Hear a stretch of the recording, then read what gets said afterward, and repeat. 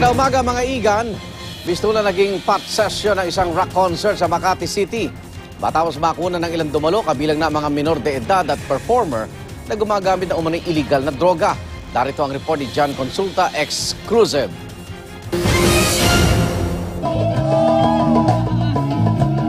Punong-puno ang concert grounds na ito sa Makati City sa dami ng mga taong pumunta sa rock-rockan concert.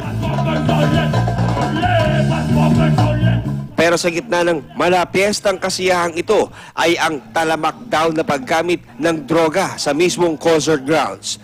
Tulad na lang ng minor de edad na ito na nakunan habang aktwal na gumagamit umano ng marijuana. Ang lalaking ito nakatayo na lutang at tirik ang mga mata matapos gumamit daw ng droga sa kasagsagan ng rock concert. Lahat ito nakunan ni Alex, di niya tunay na pangalan, na nandoon mismo sa naturang konsyerto. Itong concert kakaiba kasi pagka halo mo pa lang sa tao, amoy mo na agad yung marijuana. Nagtatakip na sila ng ilong kahit nagreklamo na sila, tapos nagsasabi na sila sa bouncer. Wala, hindi nila pinapansin. Kaming mga nanonood, even though gusto lang namin ng ng kantahan lang at saka tugtugan lang, naapektuhan kami. Pero nakakabahala sa lahat ay nang sa gitna ng performance ng isang artist ay bigla na lang itong naglabas ng umano'y marijuana at inengganyo pa ang mga nanonood na gumamit nito. Dito na naging wild ang ilan sa mga nanonood.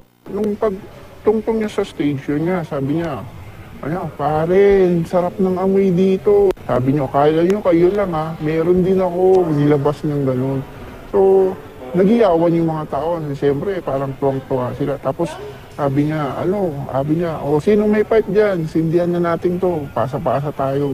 Sa isang text message, iginiit ng organizers ng Rock-Rockan Festival na di nila pinapayagan ng paggamit ng droga sa concert venue. At pero sila mga security personnel para tiyaking walang makakapasok na droga sa venue.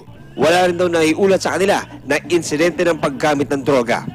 Kinumpirma naman ng artist na si Jack Pilpil na siya ang nakunan sa litrato. Pero git niya sa kanyang text message na tabako at hindi marijuana ang kanyang hawak. Bagamat sinusuportahan niya ang legalisasyon sa paggamit ng marijuana bilang gamot. Para sa unang balita, John Consulta reporting.